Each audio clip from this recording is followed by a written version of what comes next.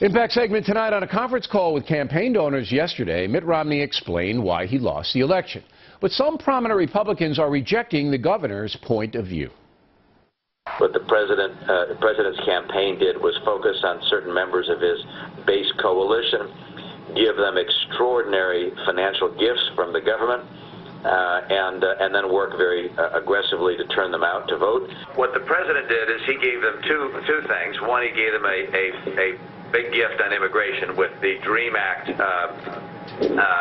amnesty program. Number two, put in place Obamacare, which basically is $10,000 a family. Absolutely reject that notion, that description. I think that's absolutely wrong. We need to continue to show that our policies help every voter out there achieve the American dream.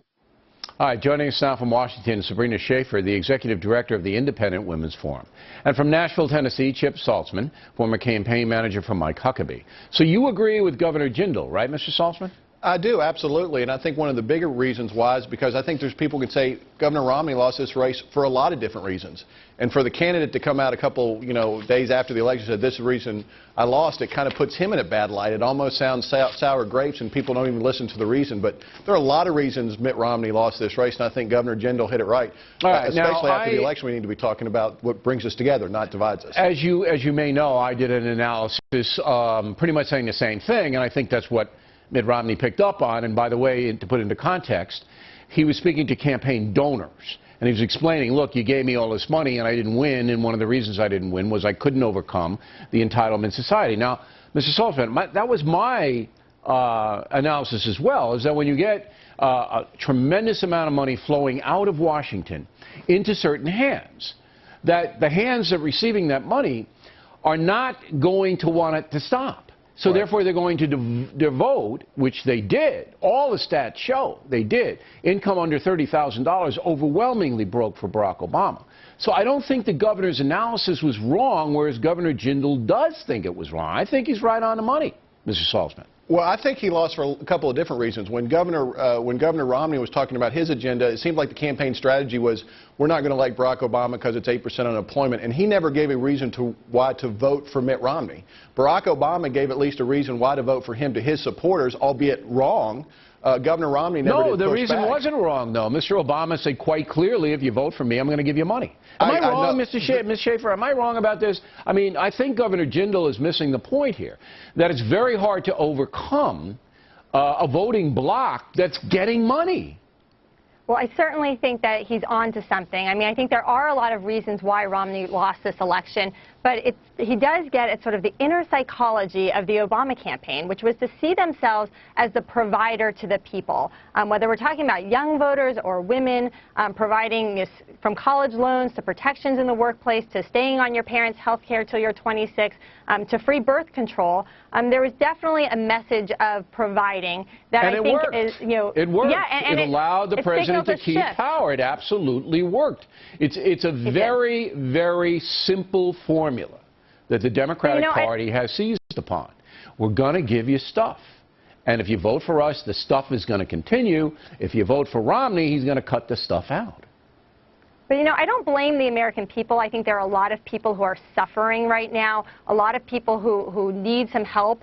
The problem was that I think that the president sort of packaged this free stuff with a lot of fear. And that's where, I just found this to be a despicable campaign. Well, be that as it may, Mr. Saltzman, I know why Governor Jindal is saying what he's saying. He says, look, you can't criticize people who need stuff or you're never going to win. You got to get some of those people over to your side. Right. Not an easy thing to do, and I know why the governor's putting that forth. But to deny that the election was won on economics and was won on entitlements is just to put your head in the sand. No, I think what Governor Romney never did was push back to those people about what the Republican solution to those problems were. No, he never did that. Were. Absolutely. He never did. He didn't so there was do never a reason to look at Mitt Romney for those people. Well, I'll cede that. The governor ran a laid-back campaign where he didn't go after the competency issue where he could have on Libya and a number of other things. He didn't do that. He felt that because of the first debate, he could ride it out and he'd win just purely on economic fear, and it didn't happen. But going forward, Ms. Schaeffer, certainly it is a very challenging environment for the Republican Party because you have a dependency in this country when more than half of the American homes are receiving some kind of entitlement. Some of that's earned, but a lot of it is not. Right. More than half. They're becoming more and more dependent on Washington rather than the Republican vision, less and less. Right. I think one thing that Democrats have been very successful at is creating many more wards of the state, if you will. And that's a serious cultural shift that Republicans are, up against now, and they need to really make the message, get the message out there that limited government, that free markets, personal responsibility. Well, it depends which group you're talking to. Don't take the free stuff, make it on your own. You think that message is really going to get through? In this well, they're going to have to be a little more nuanced than that. Exactly. Well, when we're talking to women, for instance, I think they need to explain how, protective legislation in the workplace, for instance, doesn't actually give you more freedom or more flexibility. That's a pretty sophisticated situation, though, to try to get that message across. The free stuff message is pretty... And you know why I know this? Mr. Saltzman, I'll give you the last word here. You know why I know this? Because when I said that on election night, that the various groups were breaking for President Obama, and it was primarily because of free stuff, and then the exit polling showed that, I got attacked as being a racist right away by the Democrats. They attacked me not on what I said, because what I said was absolutely true, but trying to send a warning, don't you say that free stuff is why we got elected, or we'll call you a bigot. You always know you win when they start that. Last word, Mr. Saltzman. Yeah, there's no question. But as we move forward as a party and talk about our conservative values, we first got to start off with I'm a conservative. I'm just not angry about it. And talk about each one is why less government is better for the future of this country and the future of your family. All right. Thanks very much. Good discussion. Directly ahead, why were there